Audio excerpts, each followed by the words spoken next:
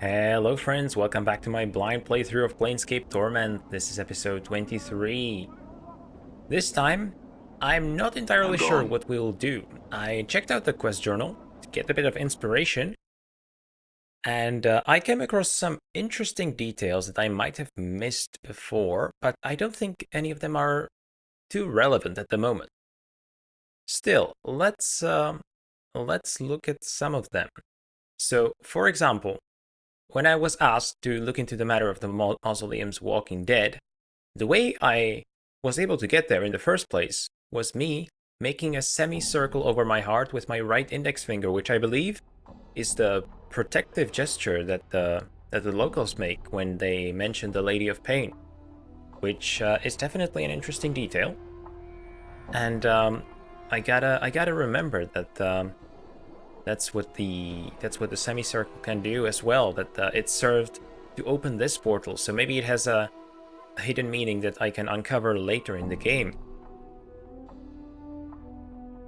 We're also looking for a tombstone, which you know, I'm not exactly sure where to find. I seem to remember something about a place with tombstones somewhere in the city, but I'm not entirely sure. And we're looking for Black Rose, who I also have no idea where they are. I think I would actually like to progress a bit with the main quest, which, you know, at the moment really consists of finding Ferret. Done. And we have a certain clue where to look for Ferret, but I actually realized, looking at all the journal entries, that I thought I knew more than I actually do. Like, I am... Oh, the con has leveled up. That's good. But I actually sort of know where he is supposed to be, but I just don't know how to enter the portal that is supposed to lead me there, right? So if we go to Rackpicker's Square, by the way, notice that I don't even need to use my map for that anymore. Done. Character development. If we go to Rackpicker's Square, there's this weird sort of platform which leads us down this gate, which is actually a gate, a portal to some place, but I'm not entirely sure how to open it. Right, that was the junk, wasn't it? Yeah, it was the junk. This archway leads only inches into the small building before becoming blocked by a solid wall of refuse. The rubbish is packed so tightly it may as well be stones and mortar. As you come closer, however, the archway's outline begins to shimmer. You notice the handful of junk you've been carrying about begins to shimmer as well. Talk about pure luck. I mean, it's not pure luck. I remembered that I need the junk for something, and I knew that I have to open this. I just really didn't connect the dots there. I forgot that small connection between them. Alright, thrust the junk into the archway.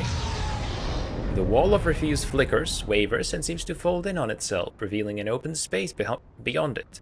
A passage or portal seems to have formed within the frame of the archway. Beautiful! We've opened the portal. I honestly had no idea that I would be successful this soon into the episode. So before we actually go there, let's level up Ferret, right? I mean, the con, not Ferret. See, I'm already thinking of Ferret. So he's a level 3 fighter and mage, so he's multi-classing. He's a hybrid class character. My blade has and shifted. If we do that, saving throws have improved, fighting skills have improved, his weapon has changed. So interesting. Does it happen every level? I sort of thought it would just happen once every few levels. But maybe this just happens to be one of the key levels. Or maybe it evolves every level. Current hit points 20. That's still not a lot. Oh, maximum is 39. It's still not enough for him. He takes quite a lot of hits, so I'm a bit worried about him. Honestly, I'm not sure if going through this portal right now is the best thing I can do. Let's try it. Let's drop a save just in case. But well, we never really need the saves anyway, right? We don't have to reload an older save, we just spawn at the mortuary. And the portal is closed. Oh, okay. Okay, I was worried how I would have to get new junk for every time I want to enter. That would be annoying. There we go, and we are... Okay, down here. That's actually not what I was expecting. But it's definitely progress. Alright, we have these... the underbelly of this platform is thick with razorvine. It looks like it is holding the platform together. Yeah, razorvine, that's right, the plant that seems to grow everywhere here, that I found so fascinating when I heard it mentioned in episode 20, I think. Alright, let's go through here. Trash warrants. A ragged, middle-aged collector approaches as you enter the area. He quickly looks you over and then sneers. Don't know you. I don't believe I've made your acquaintance either. It's a pleasure to meet you. The collector continues to glare at you. Oh, did I accidentally come into, like, the headquarters of the collectors or something like that? Or I guess, well, I guess the headquarters of Farad's collectors for sure, right? The collector continues to glare at you. Well, I am looking for a man named Farad. What you're looking for is no concern of mine, Burke. He spits. What is concern in mine? Concern in me is that you're still breathing in my presence.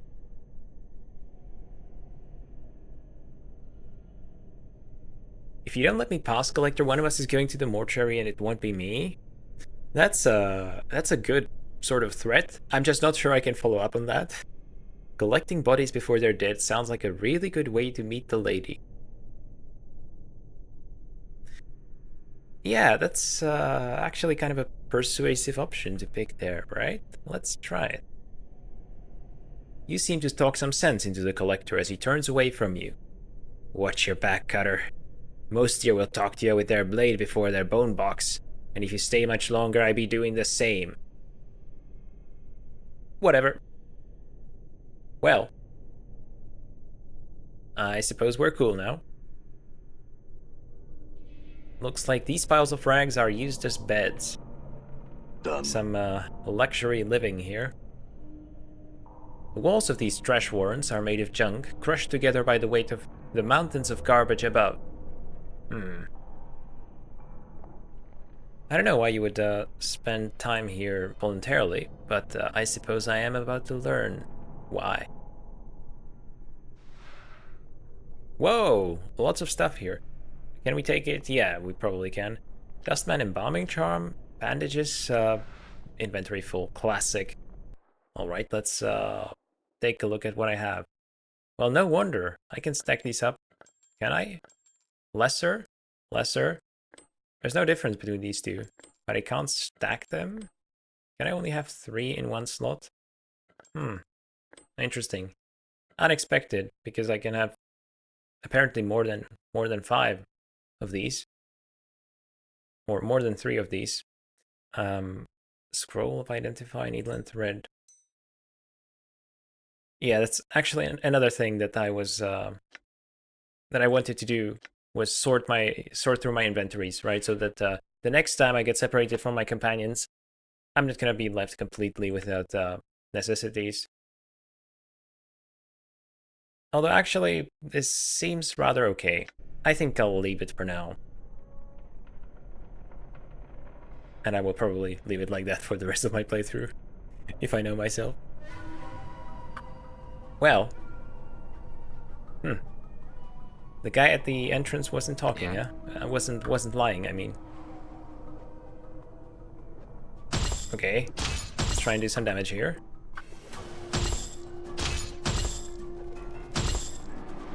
Mort the God is doing his job. I love how the Nameless One just stands there menacingly because I haven't given him the instructions to attack. There's no need, really. Mort can take care of it himself, right? Good as done. Alright, let's get the squad back together. I have no idea where Dakan even is. Where did he go? I was reading here. This looks like it was part of some more permanent structure, perhaps buried in the surrounding trash. Man, this place is huge. How much trash is there in Sigil? The walls of these trash warrens are made of junk, crushed together by the weight of the mountains of garbage above. More thugs. So yeah, these will probably attack us as well. These corridors are honestly kind of a maze also.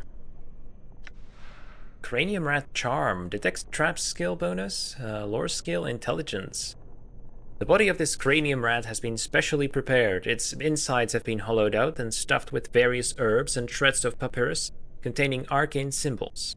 When the charm is consumed, the user gains a temporary increase to their reasoning and perception abilities.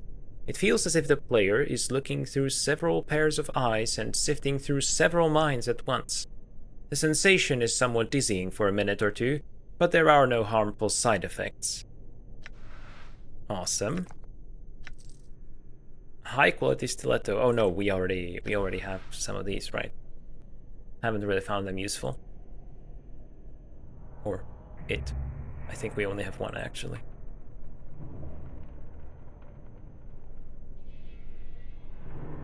Okay, there was no real reason for me to go there. We have some hostile collectors, huh? Sounds like there's about to be some good loot around here. He's not attacking me though. He's not running at me. He's just standing there waving his weapon menacingly. As are all of us actually. And if I get closer, who are you? Okay, he's running for help. Wow. Huh? That was some advanced AI. I didn't really expect this from the game. Also, there are so many thugs. What the hell is going on? I think it's time to hightail it out of here, actually. Maybe we can outrun them. But this seems to be the sort of place where I really shouldn't go when they're around. Buried villager and also about to attack me. What is this place? Why is everyone hostile here? I think the locals just like their way of living here and they don't want anyone from the outside to disturb them. The question is it just simple sense of privacy, or is it is there something more nefarious going on?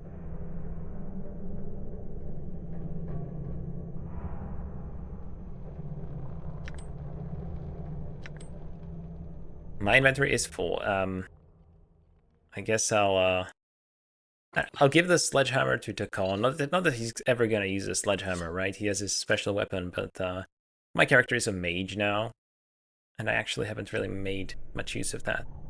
Come to think of it, I definitely should have rested before coming here. It was even on the way. Maybe I'll pop out for a quick rest. Let's just scout the place ahead, and then I can plan the optimal route to wherever I'm going, you know? Okay, this seems to be the destination. But the amount of thugs around here is kind of concerning. Can I talk to you?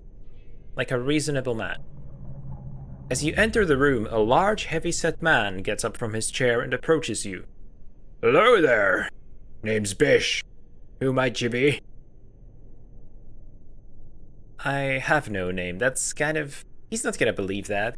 He's gonna take it for me trying not to reveal it. Maybe I should just... I don't know. Should I come up with a name here? I feel like this is a no-win situation, whichever option I choose. I have no name. What you mean you don't have a name? You just got back from stick swimming, you clueless sod. You notice Bish slowly moving his hand toward his weapon. Or are you just not telling me? Hiding something, methinks. There you go. I called it.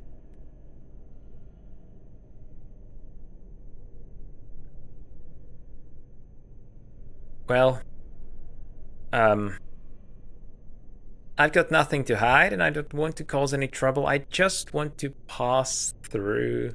He's not gonna like that, is he? Whoa! Bish frowns at you. Alright. You can go on. As you start, you make your way past Bish. He leans over and quietly warns you. But know this, Burke. You go causing trouble down here, I go crushing your skull if I see you again. Okay, that actually worked out, for one. Drop a quick save. So I can go downstairs here, presumably to finally find Ferret. This is a huge bronze bell. The room must be at the top of a bell tower. Or be the top of a bell tower. The top of a bell tower? Underground? Because this is kind of underground, right? Huh. The way this place is laid out, quite interesting, but I don't think I quite get the full picture of it. I mean, we see Sigil in the opening cinematic, right? Briefly, which I have rewatched since episode 1 a few times, maybe perhaps 1 or 2 times, really. So I kind of got the sense of the shape of like the towery thing, but I don't know, is there like a really elaborate, really deep underground part to this city? All right. Can I talk to these villagers, by the way? Hello. You see a haggard woman, her care-lined face showing every scar the years have left upon her. Her eyes are knowing and tired, and she sniffles as she speaks. What is it you're wanting from me? Just the answers to some questions would be marvelous. Go on. What did you want to know? Well, who are you? Who I am? She laughs bitterly. Might as well ask for a grain of sand's name cutter, because that's about as important as I am. An uplifting viewpoint. Sure, I had some questions. What are you doing? What am I doing? Why, just trying to eke out a hard-scrabble life under Rackbreaker Square and steering clear of those who put me here in the first place. That's what I'm doing. I mean, the locals seemed to live in misery, even outside, you know, even in the hive. I can't imagine how much worse this place has to be. I don't know, so far Sigil really feels like the city of misery to me.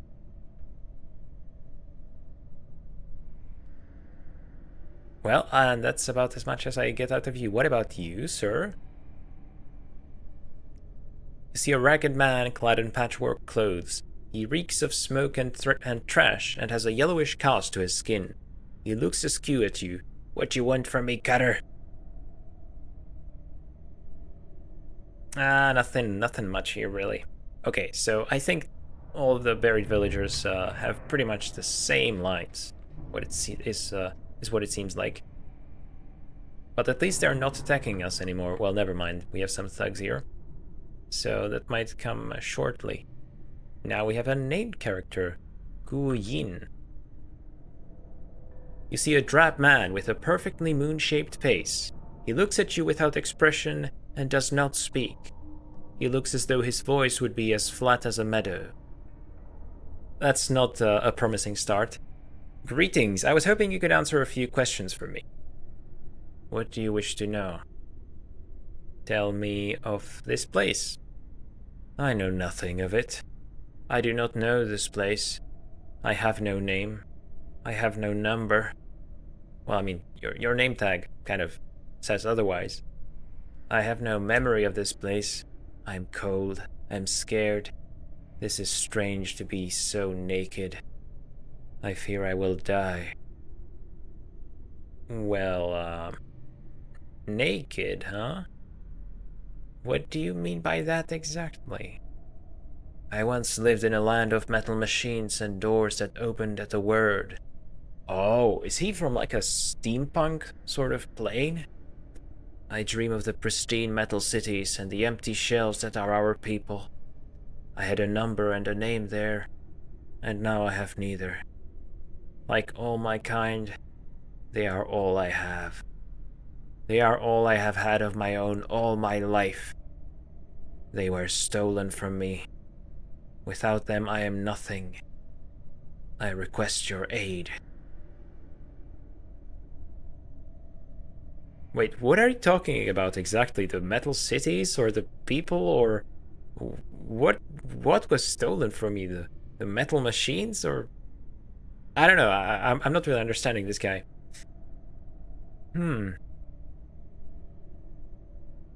Well, who has your name and number, I Updated my suppose? journal. Okay, he's talking about his name and number. I see. Right, so... Again, the power of the name, you know?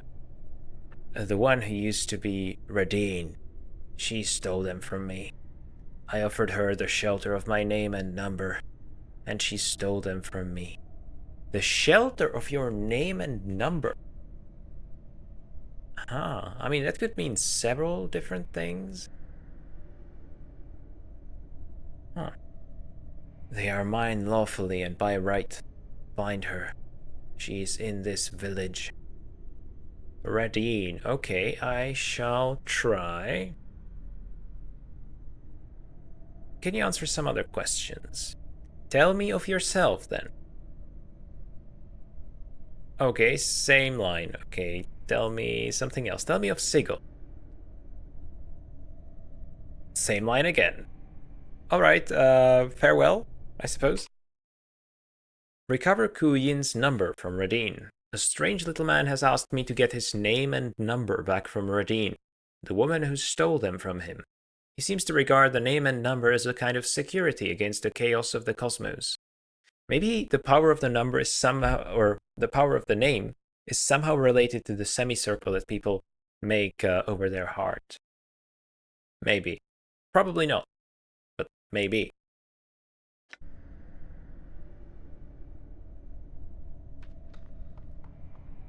We have a couple of entrances here. Can I see where they live? Where they lead? Quint's shop. Marta the Seamstress' home. You know, maybe I will try to go sort of systematically this time. So we have... Hang on, where was the entrance again? This is it, right? I just don't see... Oh, there it is. What is this? It looks like someone parked this cart here. Not. It looks like someone parked this cart here long ago. God, I can't read today. This underground city seems actually huge. It's, you know, I get the feeling that this is about to be the same size as the... Well, I guess not at the same size as the entirety of the hive, but it looks to be quite a sizable sort of a map here. Let's go inside then. Seamstress's house. All right. What am I looking at?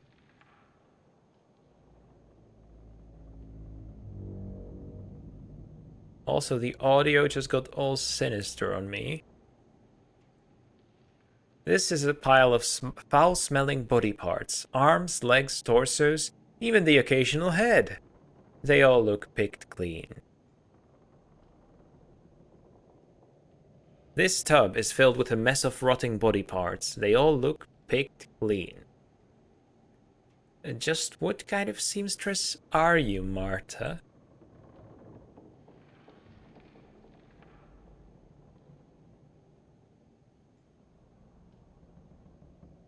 You see a blockish woman dressed in a heavy burlap robe. She lumbers about the room, her joints popping as she bends over to pick up objects from the various tables. Her hair is bound back from her head with a bone hairpin, and she has a sour, curd-faced expression. Curd-faced? That's a funny way of putting it. She's mumbling to herself in a sing-song voice. The woman doesn't appear to hear you. Instead, she stumbles back to one of the long tables and begins picking at one of the corpses. Come on now. She clicks her teeth.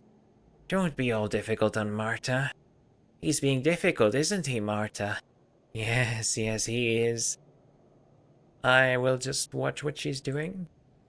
From what you can see, it looks like she's digging teeth out of the corpse's mouth, with only her hands and fingernails. When that doesn't work, she pulls out a splintered wooden chisel and a mallet and thwacks at the gums until the tooth snaps free, then puts it into a bag at her waist. God, I did not need that image in my head.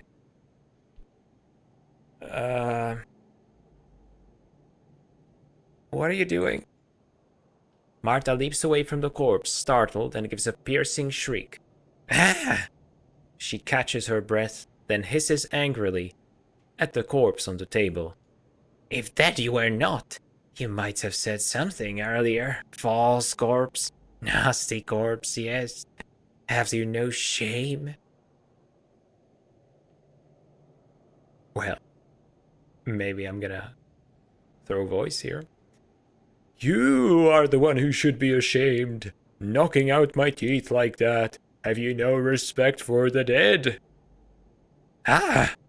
Marta puts her hands on her hips and puffs up indignantly. Likes you cared for your teeth, all rotted and scored and syrup brown. Wonder these hadn't plopped out of your bone box. She scratches her head. Isn't that right, Marta? Aye, all rot and gone they are. Ooh, you will be punished for your evil teeth-taking, Marta. I shall haunt you until the end of your days. Yous hear this, Marta? Do yous? Marta's face scrunches up like a wrung rag. I hears it, Marta. I hears it. With a grunt, she starts pounding the corpse with her fists, making meaty whacks with every hit. Haunt me, will you? Take this and this. God, what the fuck is going on in this game? What is this? What? I'm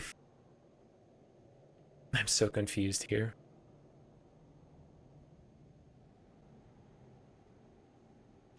Ooh, stop. I will haunt you no longer. Forgive me.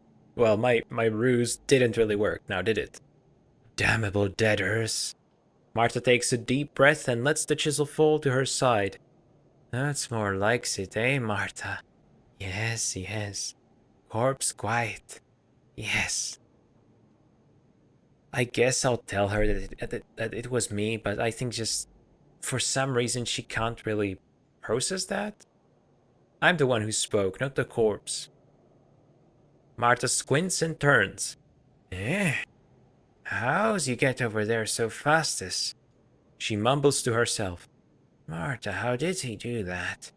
No glimmer. This gravebait's blind and near deaf. Marta is still mumbling to herself something about corpses and gratitude, which you don't quite catch. Who are you? Didn't I ask that at the beginning? Updated my journal. No, I didn't. Marta, did this one ask whose I was? Aye, he did. She starts humming. Nobody but mine. I am Marta the Seamstress. Marta the Seamstress. Marta the Seamstress. She turns away, back to the corpse, singing her name to herself. I think I've had enough of this. I must take my leave, indeed. That was wild. Okay, well, before we leave Marta the Seamstress here to her work, let's just explore what she has around here. Maybe it will give me some clue as to why she's like this, you know? But maybe not.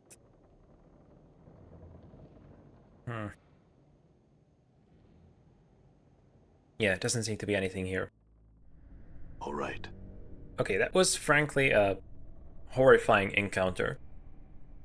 And I have a feeling it's not going to be much better in the rest of this place.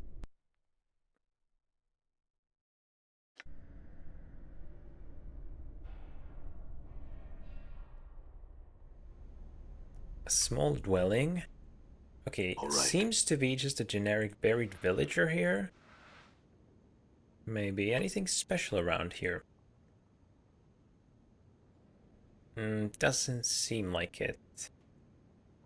How do I leave? This way? Well, double or nothing. Well, now are you sure that you have enough copper? Ha ha ha. Shut your traps and roll the bleeding dice. Okay, it's good that they're not ganging up on us, that they are otherwise occupied. And this was supposed to be a shop, right? Well, it says small dwelling, but yeah, it was supposed to be Quint's shop. You see a short, fat-faced man who is covered in filth and grime. He smells bad and his teeth are rotten. He wheezes as he looks you up and down and says, "I'm Quint. You new?" "Yes." He looks at you suspiciously. "You selling or trading? Eh?" "Selling?" His eyes narrow even further. "Dealing, eh? With me? Or everybody, Burke? Which? Eh?"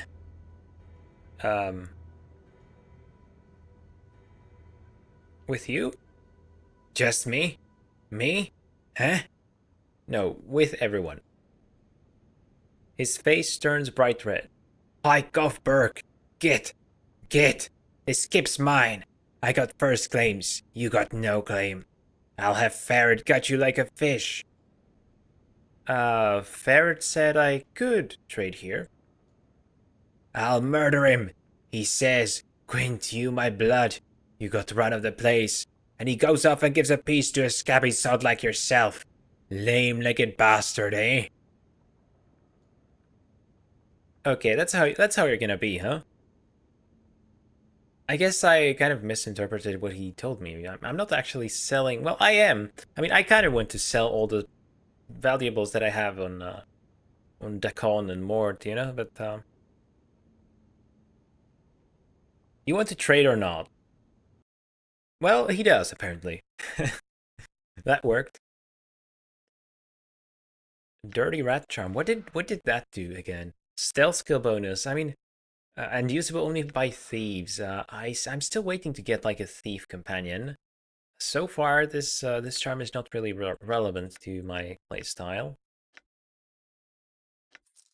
Let's sell these rings. There we go.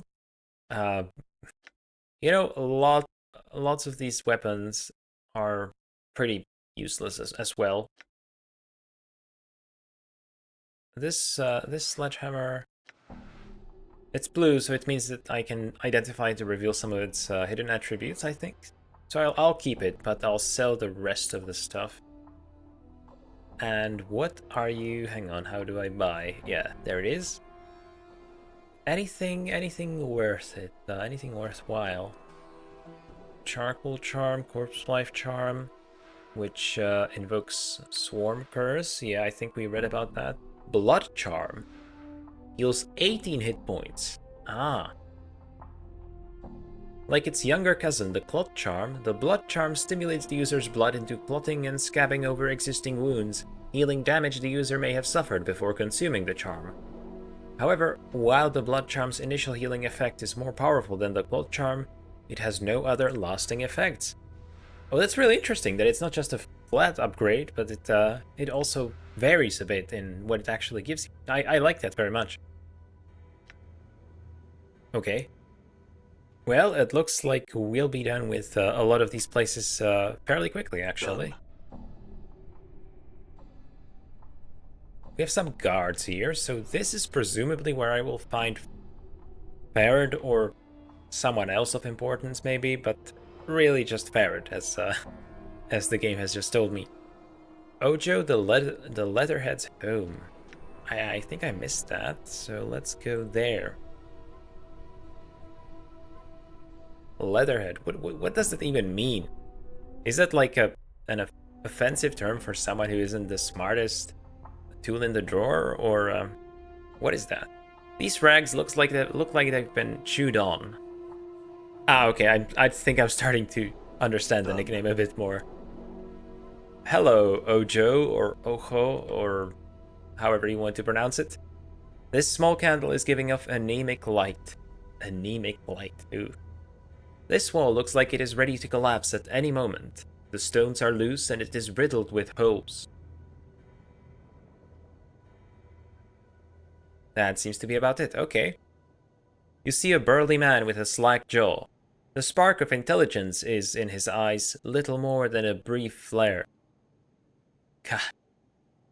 That is... That's such a funny way of saying that he's kind of stupid. The spark of intelligence is in his eyes little more than a brief flare. I love it. That's brilliant. Well, who are you? He blinks at you. Who are you? Ojo. Okay, Ojo, I have some questions for you. He just stares. Well, what are you doing? Ojo, talk. He stops abruptly and begins massaging his hand. Okay, examine it, maybe?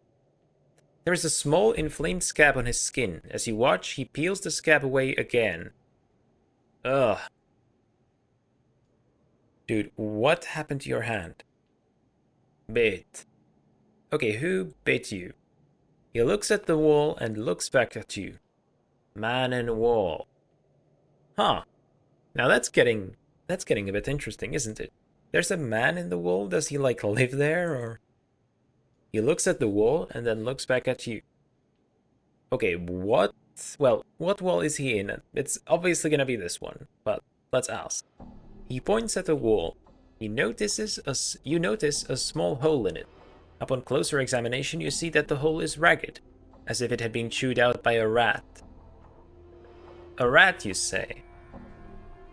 It could have been cranium rats. Could have been like a pack of cranium rats, you know? Because a pack of cranium rats has increased intelligence. Therefore, they are presumably capable of making plants. And I don't know what the plant would be here exactly, but could be. This looks like it was chewed by a rat. He nods. Alright, I have some other questions about the man in the wall. What does the man in the wall say? Tells about crying stone place. Tells stories. I tell stories too. Crying stone place. Okay, I think the man in the wall is a traveler from another plane of existence. And he either came through a portal here and is unable to come back, and presumably lives on the meat of rats or something, or he can come back and just keeps coming back periodically to talk to this guy, but is unable to get, out of this enclosure into the wider world because there's a wall here. And it kind of begs the question why there would be a space for a man there, which is closed off from all sides, but well, what does he tell you stories about? He looks at the wall and falls silent. Well, tell me again, what does the man in the wall look like? Does he look like Cantrian, by any chance? Small, red eyes, hairy. He kind of sounds like a rat, actually, now that you say it. He nods. Wow, we're not getting much information out of this guy. Some other questions, then. Tell me about the people of this village. Who? Oh, okay. Interesting. We can ask about the individual characters that we've met. What about Marta? Scary witch. Alright. Farad.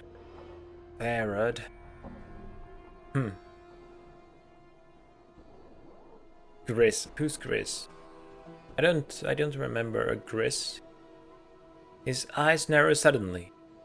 Dead. Oh, that would explain it. How do you know he's dead? Man in wall told me.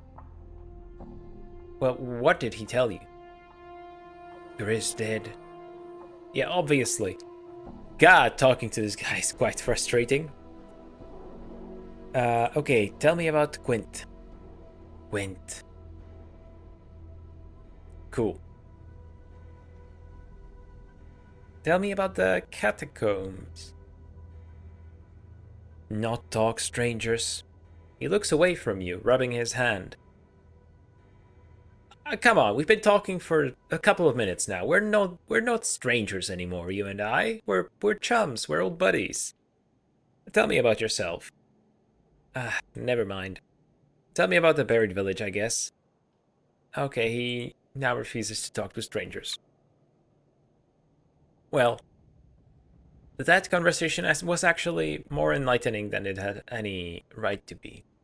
Because this man in the wall business, or rat man in the wall business, is actually not that odd, because it's probably just a regular rat, and he interprets it as a man. I don't know, it's weird. It's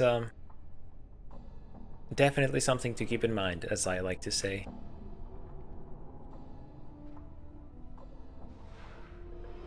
Punch daggers. Usable only by fighters and thieves. This weapon is a pair of jagged dagger blades mounted on iron knuckles. Okay, that's kind of cool. I mean, it sounds stupid, but I'm not sure how well that would work, but well, maybe it could, why not? The blades have jagged edges to allow them to deal additional piercing damage when the wearer strikes an opponent. You know what? No, I have no right to mock these. They probably exist in real life too. I'll take them, but I've run into the age-old problem of a completely full inventory. And you know me and my loot goblin self, I just need to pick all of this up. Where's the... There it is. Ubir. This sour-faced, middle-aged man starts when you approach him and reaches for his belt. Finding no weapon there, he simply backs away from you. You can see that beneath his collector's robes, his lower legs and forearms are swathed in filth-encrusted bandages. What you want? Just answers to some questions would be marvelous. He nods, but says nothing. Well, who are you? Name's Ubir, so it is. He spits. As if it mattered down here.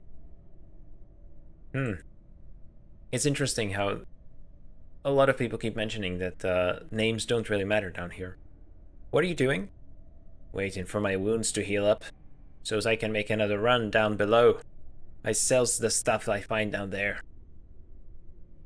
So are you like an adventurer? Well, you're a collector, obviously, but you're kind of an adventurous collector, huh? Down below, meaning the catacombs, right?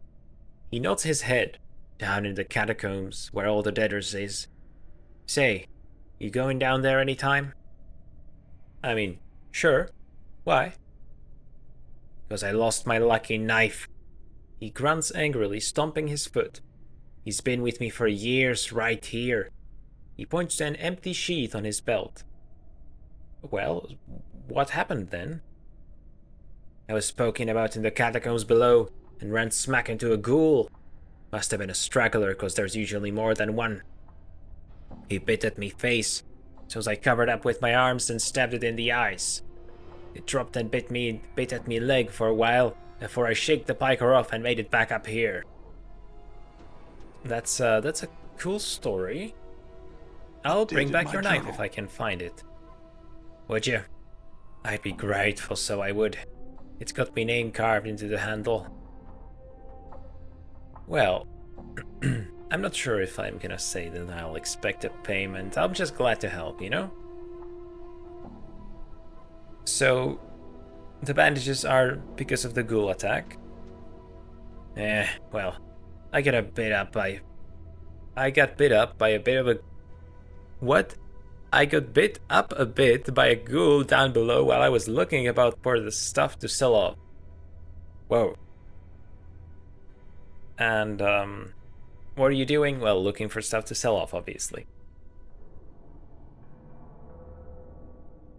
So we're definitely not gonna go down there right now. I'm just gonna walk around here some more to kind of get a sense of the place. We have some guards. We have bar here.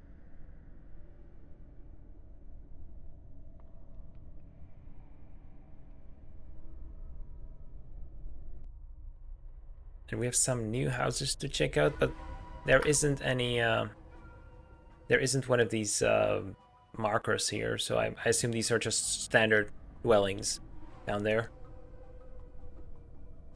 Right, What? let's think of our attackers here. Okay, they all focused on Mort, which is great actually.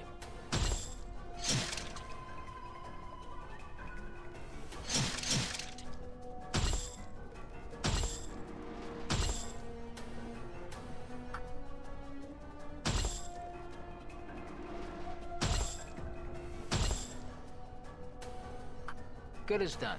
Okay, let's leave it here. Guys, I'll end the episode here. And before we start anything else that's too important, because I'm actually quite tired today. I didn't pick the best time for this episode. So thank you for joining me today, and I'll see you in the next one. Bye.